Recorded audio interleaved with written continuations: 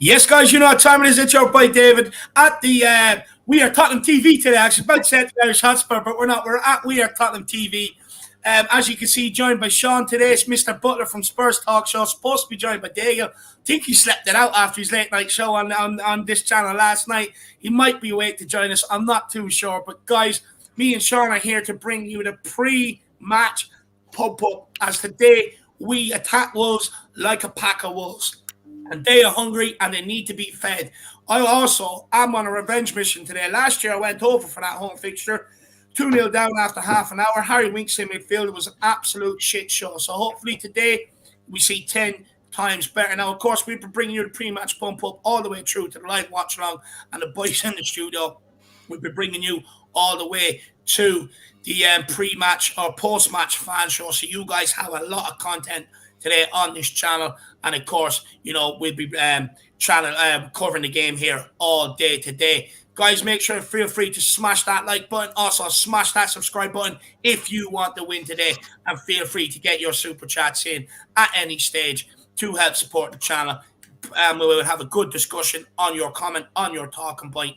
But all we ask is at least get your opinions in the chat. Shawnee, how are you keeping today, my man? Are you pumped up for today's game?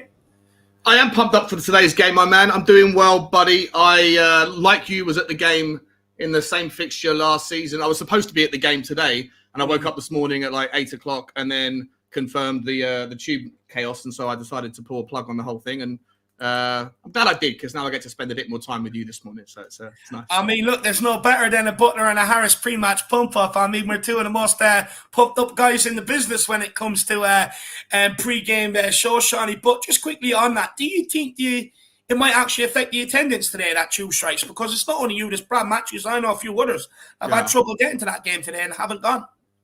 Yeah, I think the game was actually originally a sellout. I think when the first games went on sale, they were all sold out within half an hour. I went on.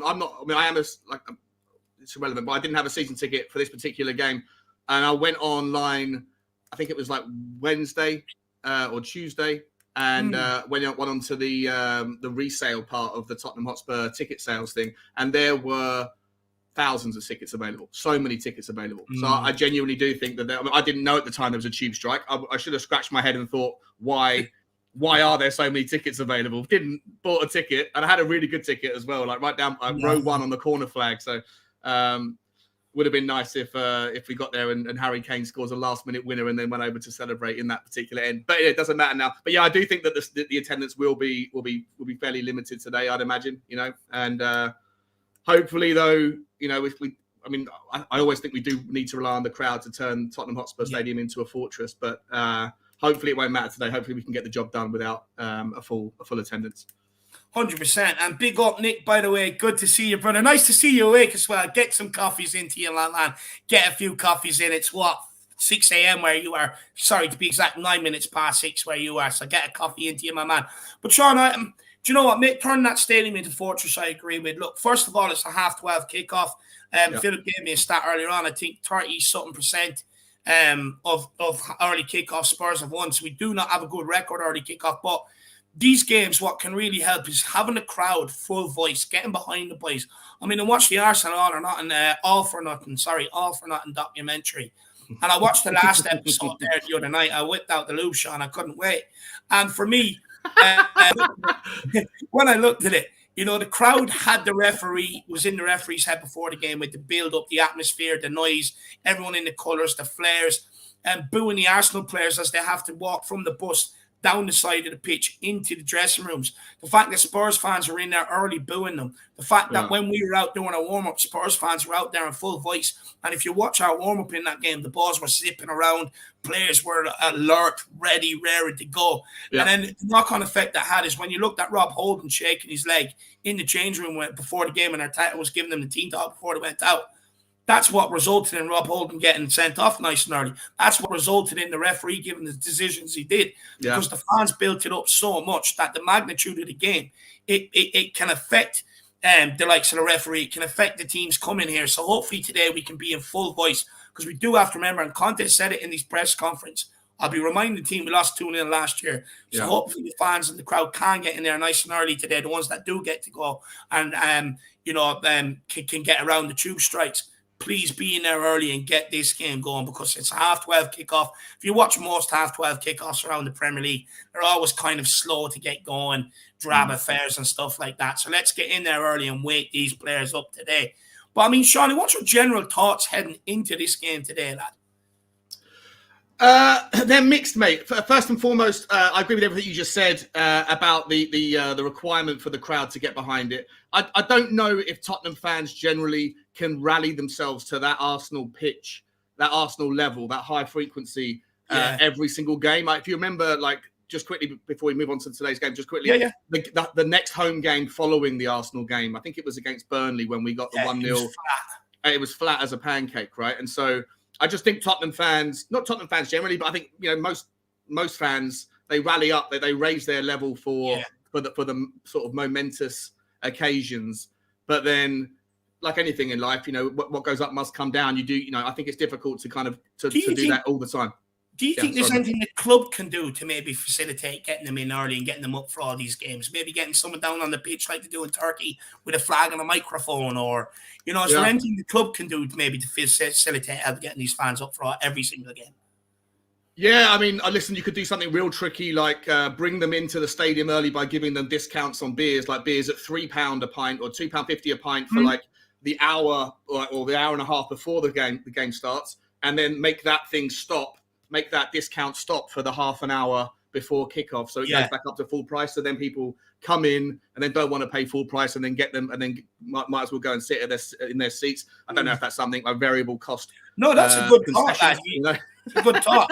You know, but generally speaking, mate, I don't know. You know, like, I don't know. I'm not a master of acoustics. I know that the stadium was built to kind of to create the environment where, you know, the noise is amplified in certain areas. So. And that's just a double-edged sword, that, you know, like it obviously amplifies frustration. It amplifies, you know, it will amplify the good and the bad from the crowd. So all I really want today is for people to recognize what we're up against today versus last week. You know, we spoke a lot in the week about the frustrations of the Chelsea game, whether you saw it as like a wake-up call about how, you know, Tottenham weren't maybe as good as we all thought we were going to be against the team that we're competing with, whether you saw it as like Chelsea just always raise their game and Tottenham don't, but yet we still got away with it. We still got away with the point. Either way, today we need to see a reaction. Today I want to see it, whether the stadium's 60,000 or 50,000 or whatever it looks like, because of those travel nightmares. What I really want to see is the players just come out and have all of the players that didn't perform particularly well. I want to see a really good one from Sonny today. I want to see a really good one from Decky today. I'd like to see a few changes. We'll talk about that, I'm sure, when the squad comes out. But I'd also like to see a bit of a better performance from some of the players that are key, crucial positions, like on the right and the left. Because, you know, the Wolves team that we faced last season, we went 2-0 down early from a couple of mistakes from Hugo Lloris, and then that particular Wolves team didn't concede very many, right? Like, they were stubborn as hell. And when you go 2-0 down against Wolves, it's always going to be difficult to come back into the game. But speaking to a few Wolves fans, as I have this week, they tell me that the Wolves side that's out this year is not the same. They're not the same. They don't play the same way. They've got a few new names, a few different people that have come in. They've just lost, their big boy Gibbs White.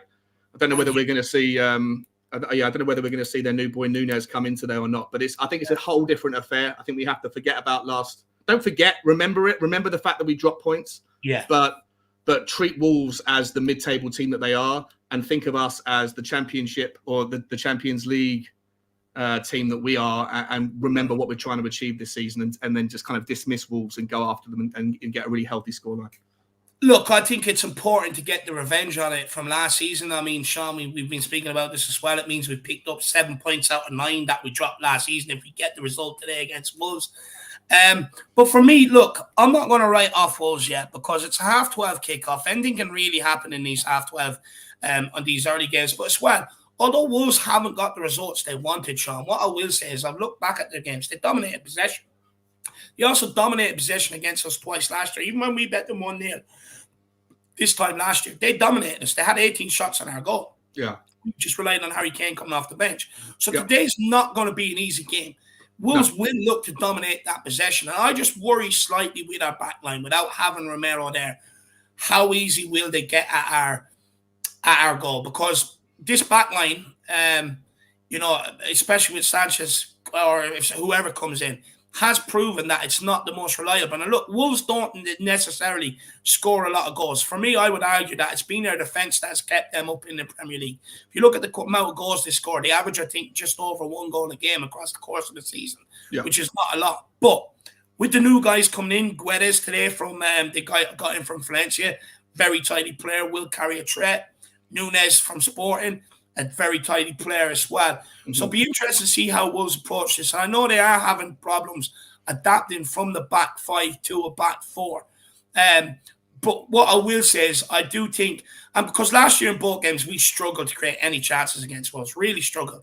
And look, I know we could put the first one down to Nuno or whatever, but even when we got slapped up 2-0 under Conte, we struggled to create chances.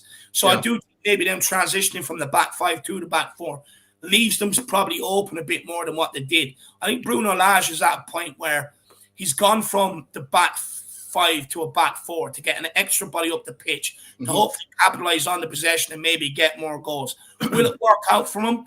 I'm not sure. But what I will say is this guy is a man under pressure. He is a man under pressure right now. I think they haven't won in like 8 games, including off the back end of last season. And so he is a man under pressure. And today is our time to step up and capitalize. I agree with you, Sean. Absolutely abysmal against Chelsea last week. But what I will say is it shows the shift in mentality. Not only did we come back once, we came back twice, and we got out of there playing bad. That's a sign of a very good team. But you have to back that up today with a performance. Today is all about the performance. Last week was woeful. We got the result. Today we have to play well. We have to put down a mark on this Premier League. We also have to remember, Sean, we've got Man City coming up on the 10th of September. In between, we've got 4 winnable games. You've got Wolves today. You've got Nottingham Forest, West Ham, and Fulham. And the idea is to try and win all them and keep the pace with City going into that game. We have a good record against City, so keep the pace today, get the result, get the performance going, and keep pace with City until that game and see where it can take us after that. Because Liverpool have dropped points, so it's important we keep just capitalising, keep winning games because they're one of the teams we're looking to capture, my man. So it's very important today. Yeah, I agree with you. I agree with largely everything you said. The one, and I obviously losing out on Christian Romero for however long he's out for. The noises, some people say it's one game, other people say it's 5 or 6. We don't know yet, really. But the one thing I will say about Davinson Sanchez coming in is, whilst obviously on any given Sunday we'd rather have Romero versus Sanchez at the heart of the back line. But the stats from last season and the stats since Christian Romero have come in have largely supported the idea that Davinson Sanchez isn't as bad as or isn't as risky as people say, at least on a game for game basis. I just try them out there for you. Since Christian Romero's come to Tottenham, the games that have been played with Christian Romero are 23, 17 without. Wins with Christian Romero 11, which is less than half. And the games without Christian Romero is 12, which is about 65%. Draws, there's a few more draws when Romero's played. Defeats, we've only lost 3 times in the 17 games when Romero hasn't been playing, whereas we've lost 8 games in 23 when he has. Goals scored and goals conceded. I won't bore you too much, but the goals conceded, which is obviously the main one here, we concede less than a goal a game when Romero doesn't play, and we concede more than a goal a game, 1.26 when he does. Now, I'm not making the case that Romero is not as good as we think he is. I absolutely love Romero. I am making the case, though, that statistically, last season at least, when Sanchez came in, we had more success. We got more points per game. We conceded less goals, and he did a job. The problem for me about Sanchez is he can come in for a game, 2 games, 3 games, and man up, depending on who he plays against. Obviously, I haven't got the detail of the specific games there, but he can do a job here and there. The problem for me is that with Sanchez is that after a while, whether it's 4 games, 5 games, 6 games on the run, at some point, he's going to make a mistake. You just hope that it's not going to happen today. Today, I think, is a crucial game. Like you say, we have got that 4-game run, including today, until we play Manchester City. I think that Nottingham Forest is a tougher game than people give it credit for. They've got basically a whole new team and a pretty expansive team. And obviously, that I think that game is that game at home, by the way, or is it away? Might be at home. Forest. I can't remember. I think it's at home. But West Ham is definitely away, which is never an easy place to play, right? So, and then Fulham, we don't know. So for me, I just think that today is an absolute crucial game. Not only to the fact that we played, these 3 games last season, the opening 3 games last season, we got 0 points from these exact same fixtures. We're already on 4. Hopefully, today we can get to 7. The only thing that concerns me a little bit is Sanchez, but statistically, I think we can take a little bit of reassurance, a little bit of confidence that when Sanchez has come in, he gets a hard time from Spurs fans, but actually, the results on the pitch when he's been wearing a shirt have been far better than what you probably imagine until you see it written down on paper. Yeah, look, for me, if it's one game, I think Sanchez can come in and do an okay job. I still have my reservations about the back line. Look, we conceded a lot. We've conceded goals so far this season that have been avoidable. You look across pre-season, struggle to keep a clean sheet. Look, with Sanchez, my biggest problem, Sean, is playing out from the back. For me, I would much rather see Langley come in there if they can fit Langley in the middle and push Dyer out to the right. And at least then you have Langley who can play out from the back. Because when you look at the Roma game, for instance, and people can tell me it's preseason all you want, I'm not listening to you. Yeah. At the end of the day, like you look at that Roma game, for example, Sean, right? We played Dyer, Davies, and Sanchez. We spent 45 minutes passing that ball from left to right across the back line, could not progress it into the midfield whatsoever, and still went in 1-0 down because of a set piece through a stupid mistake as well. Yeah. Now, my problem is I can see that happening again today. But Wolves will have numbers higher up, so we will get pressed. And I just don't think Dyer, Davies, or Sanchez, between the three of them, are good enough to progress that ball forward in the way we need. If Wolves mark up that midfield, if Wolves mark our wing-backs, what do? Dyer's tried. It's hit and miss. Some of them go into the goalkeeper's hands. Some of them he can do. And for me, that's why I think it's important that maybe we bring in Langley. Because, again, when you look at the Roma game, Langley came on at half for the second half. Really if he couldn't pass it out, he ran it, got down the wing, put balls into the box and stuff like that. So for me, I would like to see Langley come in. But I will caveat that with saying, anytime Romero was out last year, it was Sanchez who stepped into that right-sided centre-back. Yeah. Now, look, he proved at the start of the season he can have 3 good games, and also at the end of last season, where he played the last 3, he can have 3 good games. It's the middle spell that worries me, because what a lot of people don't talk about is Emerson looked half the player on that right wing-back situation when Sanchez was playing right-sided centre-back. He looked half the player. Yeah. People were criticising Emerson. And then when Romero came in, it showed Emerson can actually defend. Yep. And that's my worry. It's like the mistakes, sometimes the bit of nervousness. Not only can the opposition sense it, but sometimes it creeps into the team, into the rest of the players around them. And that's my big concern today. But I do think we have enough to get over the line today. I do think we should be winning this game. But I worry about that back line. But Sean, are we assuming Sanchez comes in today, or would you bring in Langley? Would you bring in Tanganga?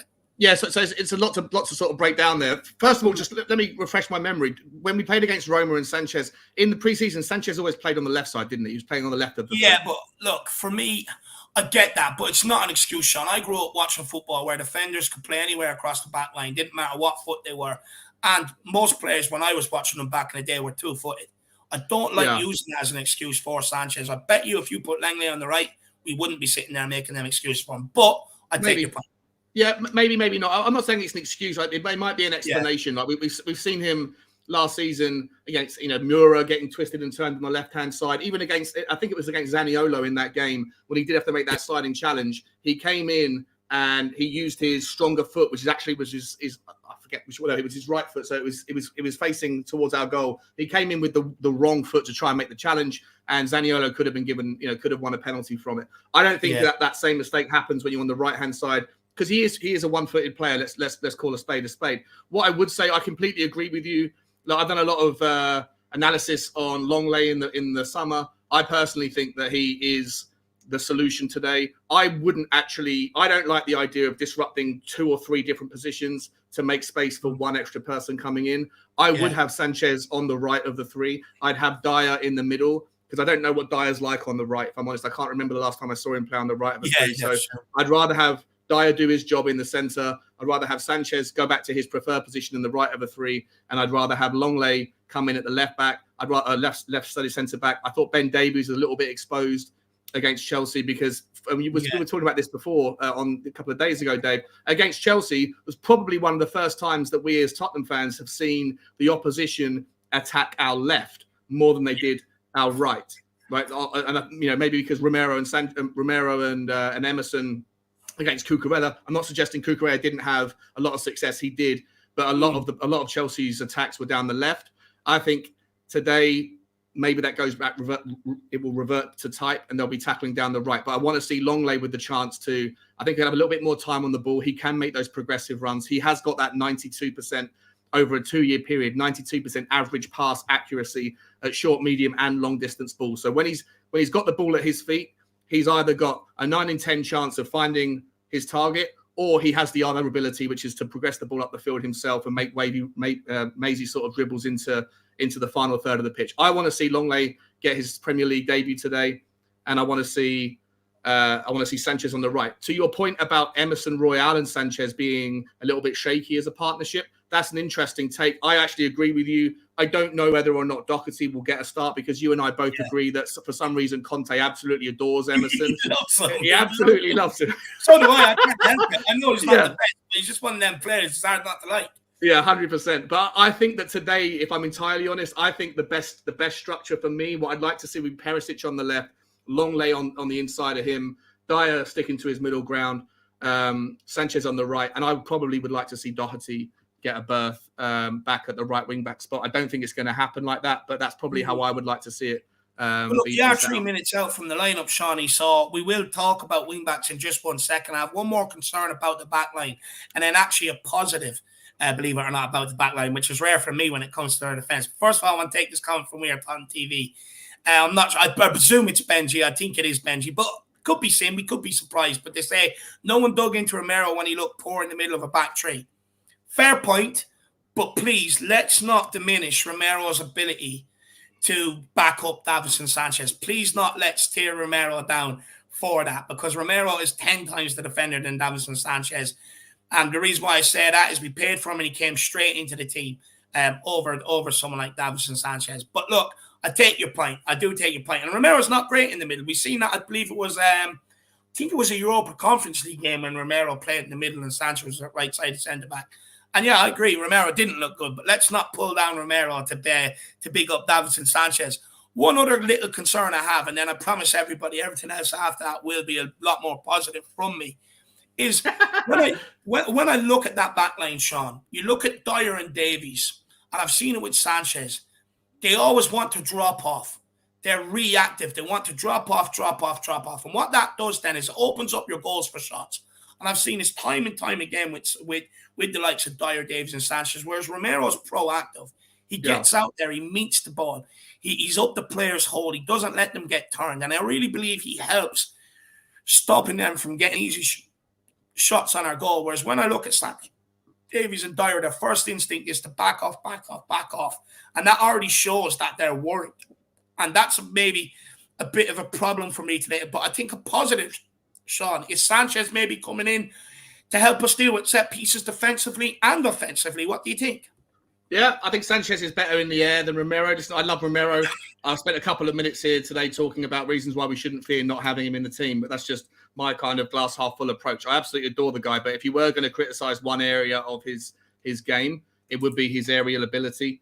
And I think Sanchez has just about got the edge on Romero. And I do think that, look, I heard you talking about this on your show earlier with Philip Brady Kuba. I do think that I agree with you guys that I think that one of the tactics that Wolves might put in there play today is to try and draw fouls in and around the area, try and get corner kicks and attack us aerially. You know, that if we could find the solution to our defensive liabilities in the air, then we would concede half as many goals as we do. You know, and then we're a real threat. And I think Wolves today, man for man, probably we have the edge, especially if we can get the ball and run with it. But when we don't have the ball, I think we do have to be a little bit wary aerially. And on that basis, I think that Sanchez probably could do a slightly better job. He's a little bit more stable with his set pieces. He knows his positions. It's something that's been drilled into him. So I think that that is another little small positive. I think a small reassurance from Tottenham's perspective. Yeah. And one thing I will give Sanchez credit for is his aerial ability. I mean, he scored a late winner for us, or a couple of late winners for us last season offensively, but hopefully he can help us defensively, because we do have problems some set pieces defensively. Now, guys, the lineups are out, so let's see who we have. Of course, Hugo, he captains the side today. Let's have a top performance from you, son. And we've got Emerson Royale at right wing back, keeps his place. And Perisic is in at left wing back over Sessegnon. So me and Sean will have a discussion on that. Let's hope Perry Perisic can bring that fucking sauce today. And it better be hot, baby, because Wolves need some. Then you look across the back line, we do have Davinson Sanchez, Eric Dyer, and Ben Davies today across the back three. Then you go into midfield. Interestingly enough, Bentancur keeps his place after his poor performance against Chelsea. And for me, this one wasn't in doubt. But Pierre-Emile Brickhouse, the Viking Højbjerg, retains his place, although being linked with Real Madrid to place Casemiro. With Kulusevski, the Korean King, and Harry Kane, number 10, the best striker in world football, completes that front line. On the bench, we have Fraser Forrester, Matt Doherty, Japhet Tanganga, Clement Longley, Ryan Sessegnon, Basuma, Brian Gill Messi, Lucas Moura, and Slick Rick Richarlison. So there is your lineups for today, everybody. Now, Sean, let's get into it. Perisic coming in for Sessegnon. I think this is the change, if we're being honest, most fans probably would have made after that Chelsea game. And look, I'm not going to sit here and have a go at Sessegnon, but I think what he showed against Chelsea and what he showed against Southampton is probably our problem from last season, was the inconsistency maybe of some of the performances. And I think that's probably what's cost Sessegnon his place, from being up there against Southampton and then being absolutely woeful against Chelsea. Are you happy to see Perry Perisic, Mr. Hot Sauce, come in here today? Yeah, it's about time. A lot of people were calling for him to be played against Chelsea. And in retro, I at the time said no. I think you know, if you live by a meritocracy, which I do, I think Sessegnon's performance against Southampton means that you have to give the guy another chance. I also thought it made sense given that Sessegnon's performances against the big teams last season was brilliant. It didn't work out. Sessegnon was completely overrun and made to look like a schoolboy, but via Reece James and Loftus-Cheek, and it didn't get much help from Sonny. And when Perisic did come on in the later stages of the game, it did help us offensively. And I think it also gave us a little bit more credibility at the back as well. So it's definitely about time we see Perisic get his chance today. I'd love him to grab the ball by the horns, put in an absolute worldy performance. I like the fact when I saw him play in the preseason, he had the confidence to have a couple of cracks. I forget who it was against. It might have been Roma, it might have been Rangers, but he had a couple of cracks from distance outside the box with his left peg. And one of them just fizzled over, just over. The other one just slightly missed the right post. And I think that's another kind of it's a benefit to having a wing back that's got the confidence to have a shot, because Sessegnon in the Chelsea game didn't take that chance very well when he got put through.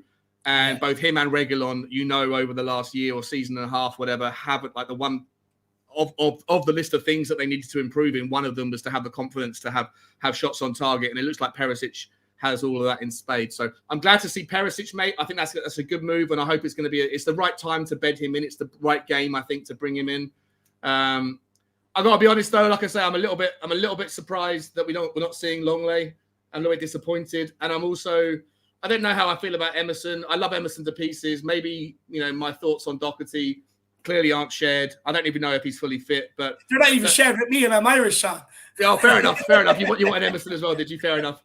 Yeah, look, I mean, I just think that we'll find out, right? But Sanchez and Emerson on the right-hand side, I think that you're going to see Wolves target down their left, down our right, and we'll have to see how Emerson and Sanchez work together. Both South American lads, both speak the same language, I think, or maybe they don't. I don't know. No, Colombian and Spanish and Portuguese, so maybe not. But we'll see. We'll see how it goes. I'm not disappointed. I'm not really surprised by it. But there was probably one or two other changes that I would have liked to have seen. I might have actually liked to have seen Basuma come in instead of Bentancur, if I'm honest. Look, we'll actually get into the midfield, because I do actually want to have a bit of a discussion with you on that. I just want to give my takes on the wing-back situation. First of all, I'll start with the centre-backs. For me, look, hopefully they can have a good game and hopefully they can do enough for us. But starting with Perry Perisic, hopefully, like I said, he brings the hot sauce. For me, I think he had a massive impact on the game against Chelsea when he came on. The long throws, I think, are a weapon that we can definitely get used to using, a bit like Stoke did with Rory Delap. I think it would be good to get him on the free kicks and corners, because I think his deliveries when he came on against Chelsea were fairly consistent. You look at Ben Davies missing a header just before Romero or just before Kane got on the end to get his equaliser. So, and plus Perisic got us up the field down that left-hand side. So I think that's a huge plus. But he's two-footed, Sean. So you can go on the outside, put balls in, or cut in, like you said, and have a couple of shots. So I'm very, very excited to see Perisic today. I would definitely put him down for an assist. I have a feeling. And look, if he gets a goal, I mean, I think Spurs fans would go crazy, but I definitely put him down for an assist. Yeah. I definitely think he has a lot to offer us going forward today. And hopefully by bringing in Perisic, maybe it shows that we are looking to be a lot more on the front foot today and on the ball, and that Perisic has been brought in for his quality up in the forward line.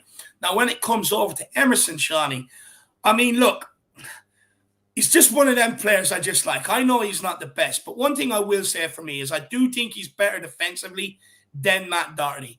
Going forward, I think maybe you could argue the case Doherty is better, but defensively, Emerson is better. And for me, maybe he could be playing Emerson to maybe sit back just a small bit more and help Sanchez out down that side and push Perisic down the other side. Be interesting to see if that is the case.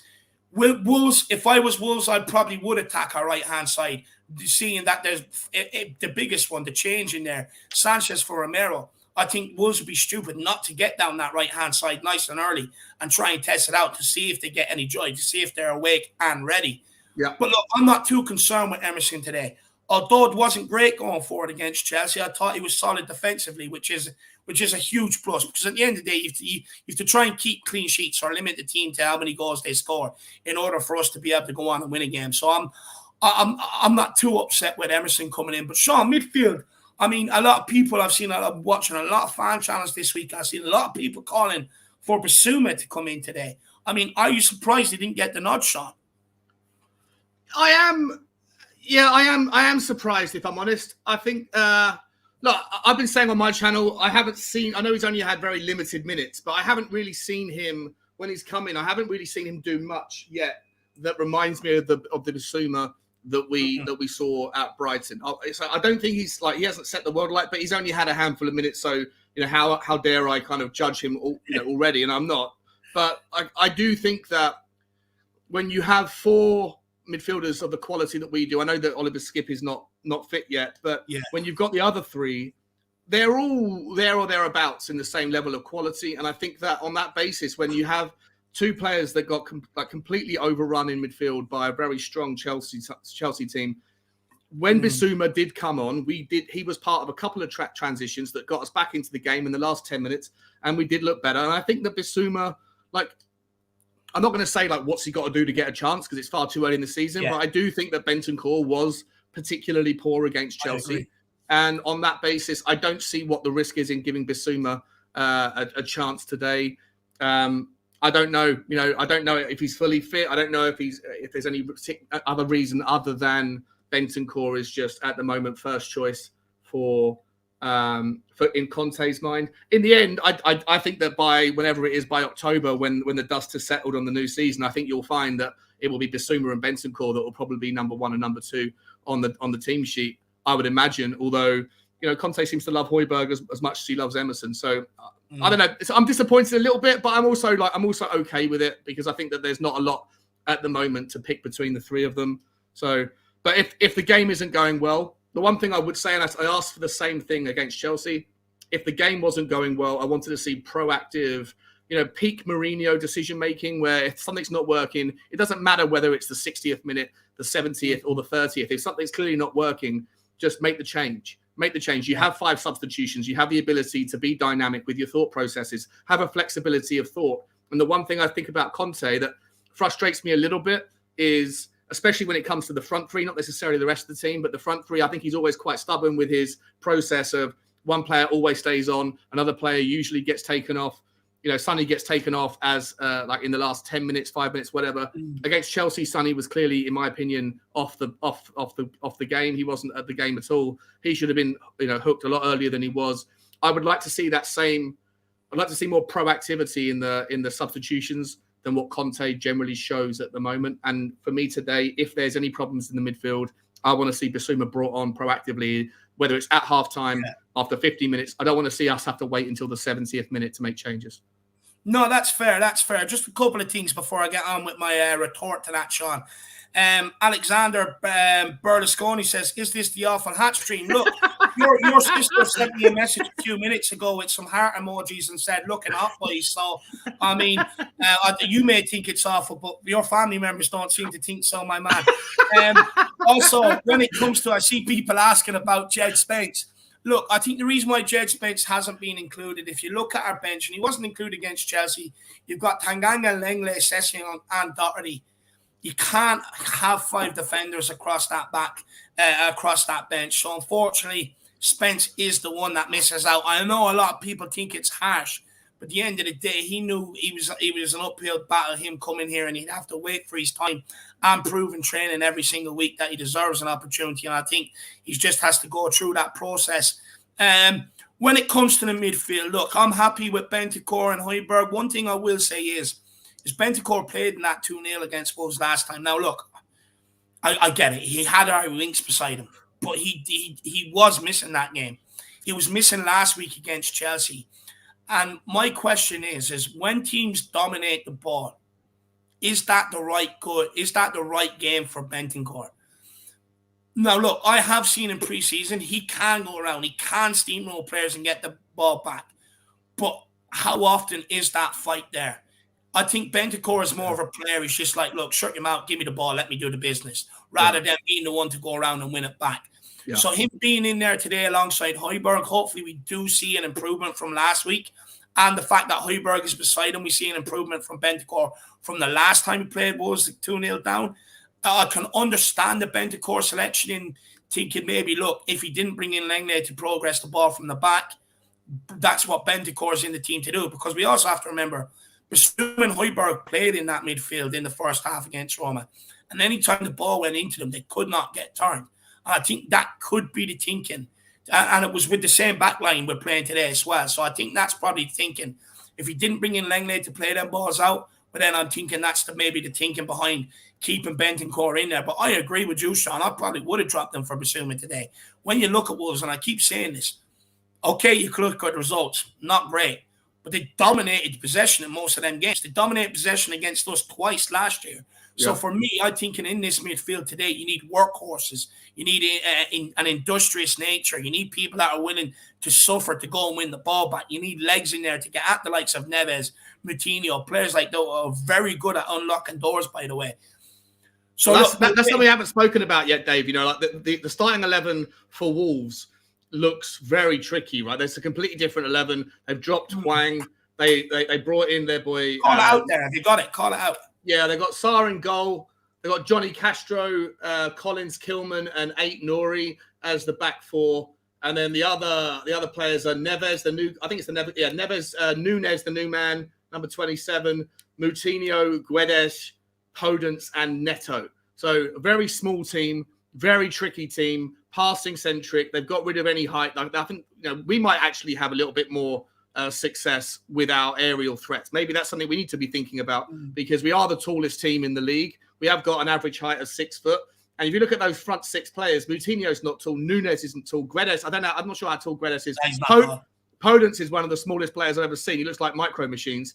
And I don't know about Neto, but they're obviously going for a tricky front 6 that are going to be interchangeable. They're going to be lots of movements around, lots of pace, lots of quick passing. It's going to be tricky. On that basis, I don't know whether it's going to be really interesting. I think you're going to see Wolves literally drop in, and at times they're going to overrun the midfield and they're going to try and do tricky 1-2 passings and then move the ball forward. Maybe they're like, if we do seem to struggle against this, maybe there might be a need to make a difficult decision in bringing off somebody from the front 3 and bringing on another midfielder to kind of balance that out. Took off Sessegnon at, 30 minutes the last game when we were over there. He took off Sessegnon and made a change early. So, look, I hope that's not the case because it means it's going wrong. I hope that's not the case. But when I look at looking at Wolves lineup, Sean, for me, I think he'd probably be looking at pressing our back line. And the reason why I think that is Mikel Arteta said something in the All for Nothing documentary. Look, don't get me wrong. I mean, first of all, the guy's an absolute clown, pulling out light bulbs like he's Isaac Newton or whoever the name of the guy is who discovered electricity. He's an absolute disgrace. But one thing he said is press the Tottenham backline. If they have more than 2 passes across that backline, they put themselves into trouble. So press them. So for me, if Arteta's thinking like that, how many other managers have spotted that? That if we do more than 1 or 2 passes across that back line, we are playing ourselves into trouble because we're inviting teams. They can get up nice and quickly, press us, and then we are in trouble. So it'll be interesting to see if that is the way Wolves are set up today. Be very interesting to see. But look, Shawnee, we have about 15 minutes left. So let's go in and talk about this front line. First of all, I think Nathan Collins at the back for Wolves is definitely gettable. He plays for Ireland. I've seen him put in some good games, but I've seen him put in some absolute horrific shockers. And he gave us the penalty against Burnley last season when we bet them 1-0 that day. He was the one that gave away that penalty. But Sean, 2 things today. So we're on 999 home goals in the Premier League. Only 4 teams have bet us to scoring 1,000 Premier League goals at home. And that is Arsenal, Liverpool, Chelsea, and the scum as well. Arseholes. And City are the only one inside the top 6 that haven't, along with Tottenham, achieved it. But Sean, our next strike will be our 1,000th at home. Yeah. If you had a fiver, who's your money going on to score 1,000 Premier League goal? I would usually say Harry Kane. I do think Harry Kane's going to score today. I really do. But I actually think the first goal is going to come from Sonny. I've had a bet on Sonny to score first. I've actually had a bet on 2-0 Tottenham, Sonny to score first. I think I got like 19-1 on it, which I thought was quite good value. And I think that Sonny can have some success against Johnny Castro. I just don't think he's a little bit vulnerable to players that can twist inside. He's a very right-footed player. And so when Sonny gets the ball on the left and tries to cut inside, I don't know if Castro's going to enjoy that as much. And I think you're right about going after Collins as well, who sits next to Castro as well, and sits next to Johnny Castro. So to me, I think that we talk about where the other teams are going to come against us. They're going to probably attack down their left, our right. I think we should be doing the same to some extent. And to me, I think that the 1,000th goal, I would hope, is going to come from a really raised performance from Sonny. He hasn't started the season particularly well. He does look a little bit, I don't know, just out of sorts. I don't know what it is. Maybe it's just 2 tough games. Maybe it's just, whatever. But I think that we're going to score 2 or 3 goals today. And I think that you're going to see all the goals coming from the front line, whether it's going to be Sonny 1 and Kane 2 or Decky gets 1. I just think we got a little bit too much firepower for their defense. I don't think Ain't Nouri's as good as I think he's pretty woeful as well. So I think we can have a lot of success as long as we can break down their midfield, as long as we can get the ball, retain it. And that's maybe where someone like Bentancur can step up. If he does get the ball and gets a couple of, half a second on it, he can find a thread, a slide rule pass out to Decky, who can cut in on his left, or Sonny on his right. For me, I think the first goal is going to come from one of our 2 wing forwards. And ultimately, I think we're going to go on and win the game, I hope, fairly comfortably. I love that. Look, for me, I actually agree with you, Shawnee. I would be putting my money on Son. Look, as much as I wanted to be Kane, and everybody knows I really wanted to be Kane. He's my second wife. But look, for me, I do think it'll be Son. If I stand corrected, I think Son scored a first competitive goal at the stadium. And he scored the most home goals last season. So if you're a betting man, probably put your money on Son. But I will say Kane's next strike breaks him a record. He becomes the player to score the most ever Premier League goals for one club. He's joint with Aguero right now on 184. His next strike will bring him to 185. And that means scoring 185 Premier League goals just for Tottenham Hotspur. That's an unbelievable feat. And look, Harry Kane sent me a video this morning. He's getting his hair done by his hairdresser. I was just saying to him, what shampoo are you using? You ready for today? Because I need to know. He just said, look, David, I got this strawberry scented shampoo from Harrods. It's the good stuff, so I'll be looking good. I have the right amount of volume in my hair today, just so that you see the hair bouncing in the wind as it's flowing through my hair when I'm galloping across the Tottenham Hotspur turf to grab my 185th goal. So he is ready. He sent all that in a text message, did he? No, a video call him this morning. Look, Harry Kane's my second wife. He has to pick up, Charlie. Yeah, of course. Yeah. But look, I definitely think Harry Kane would be a lean, mean goal-killing machine today. And hopefully that is the case. And hopefully for me, even if you do get the ball out wide, put it in the box. Put it in the box. I've seen Nathan Collins. He can be shaky. Killman, good on the ball. How good is he in the air? Well, let's test him. Let's test him. But I definitely think I can see us getting at those Wolves teams today. And look, now, Sean, Antonio Conte did shows a lot of respect in the pre-match press conference to this game. He was talking about their new signings. He was talking about how wonderful Neves is, Podence, reminding everybody else that we lost 2-0 last season. And look, I don't think it is a foregone conclusion, to be honest. I do have my reservations about this game, but I also have a sneaky feeling Tottenham will turn it on today. Yeah, no, I'm more confident than most people on this one. I genuinely think that. I think too many people remember the game from last season and think the Wolves are the same team. They're not the same team. I don't know. I'm interested to see what Mateus Nunes does. He's obviously their big money signing. Comes with a lot of high praise, a big profile. So it'd be interesting to see. It's his debut. I think it's his debut. Is it? It must be his debut. Yeah. So. So I'm interested to see how they figure out the Tottenham team. I genuinely think that Tottenham are better across the pitch, and I'm not as worried about Sanchez coming in on a one game basis. Hopefully it's a 1 game basis. Hopefully Romero's back for the Forest game. Even if he's not, I think Sanchez he's got the ability and the concentration span to do a job for a couple of games here and there. But the longer you need him, the more likely he is to make a slip or make a mistake. Today, I think that we're going to be absolutely fine. Like I say, I've got 2-0 and Sonny to score first, but I wouldn't be surprised if we score more. I don't have the same fear that other Tottenham fans do. I think today's going to be pretty easy for us. And look, despite my reservations I do have today, like the early kickoff, like I said, 30% we won out of the early kickoffs over the last few years. Potentially the back line, but I still think we have enough. I think, look, today isn't about our defence, I don't think.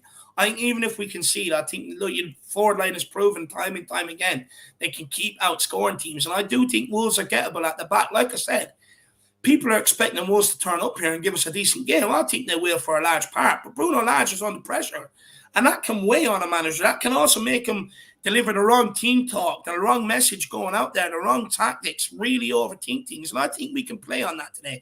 I think we can use it to our advantage. I think the fact that Sanchez is stepping in for Romero, I mean, we have to get used to. Conte has to rotate this squad. Not rotate it, but I would say the right word is utilize this squad. We've got a lot of games coming up before November. We've got cup games, Champions League games coming in thick and fast. Yeah. So when these players do come in, it's up to them now to step up, grasp that opportunity with both hands. Prove me wrong. Prove other fans wrong that doubt you. And the ones that back you, prove them right. At the end of the day, we need everybody in this squad if we are going to make a good fist of things this year. So, can I ask you this, mate? Is it possible to ask you quickly? Yeah, work away. If things aren't working out today, like if things don't happen the way I see them happening, in the press conference from Conte, he also talked about, we saw it last night, I was having a back and forth with Ben and Sim mainly on the WhatsApp group about the 4-2-4. Conte saying it's a formation that he might use, or not necessarily the 4-2-4, but he was saying he wants to use 4 strikers on the pitch at the same time. Richarlison's somebody that I wasn't blown away with. I'll be honest, I wasn't that wild with when we signed him. I thought we overpaid for him. But against Chelsea, I acknowledge he came on and he was he changed things up. I like his tenacity. I like the fact that he's going to be sort of mixing things up a little bit. Do you think you'll see today a situation where, if given the squad that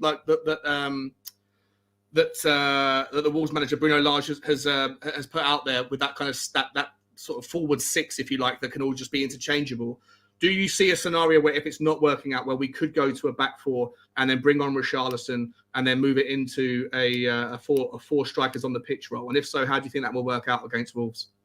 Do you know what, Sean? I think for this game, what I'd rather do is, look, I get Richarlison came on, he changed the game. Look, I think every time he touched the ball, he probably lost it, but his presence, his work rate, his endeavour really helped us out against Chelsea. But what I think I would do, Sean, is probably take one out of the back line and bring on an extra midfielder, because I think if Wolves do get dry, that's where the springboard is going to come from.